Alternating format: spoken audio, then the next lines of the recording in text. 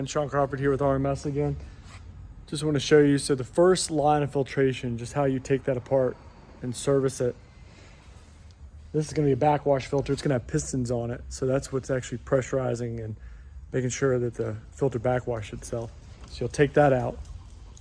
Then what you'll do is you'll take out the little bracket, which I've already done for you here. It's a little clamp style that goes in the middle there. Should be a 1/2 inch bolt thread there. You remove the top.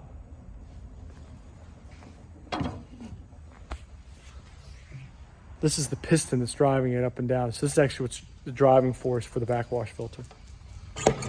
Pull that off.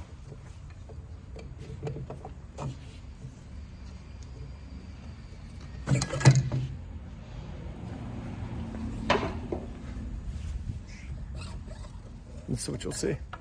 So these are actual pistons that are actually cleaning off the filter screen. If you look down in there, that's the filter screen itself.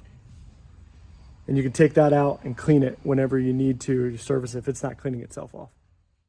All right, so this is Sean and James here with Rainwater Management Solutions. Just gonna show you how we reassemble the backwash filter on there. These are the pistons that are actually cleaning off the filter screen, which you can see the screen in there. So James is gonna drop that down in there and make sure it's seated properly. That unit will go up and down.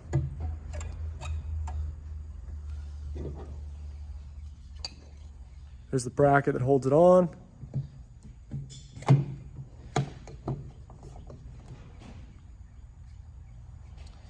then make sure to line these back up with the grooves.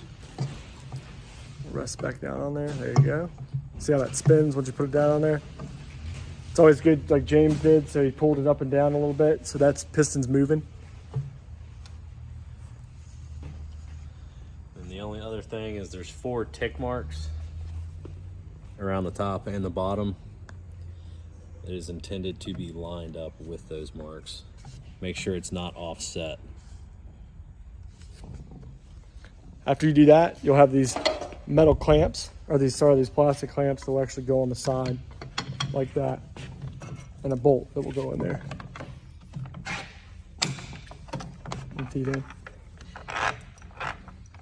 Make sure you tighten that back down. I think this is a 1/2 inch bolt, so you'll tighten that all the way down until it's seated. Make sure it's seated properly. Don't over crank it. These just need to close in together.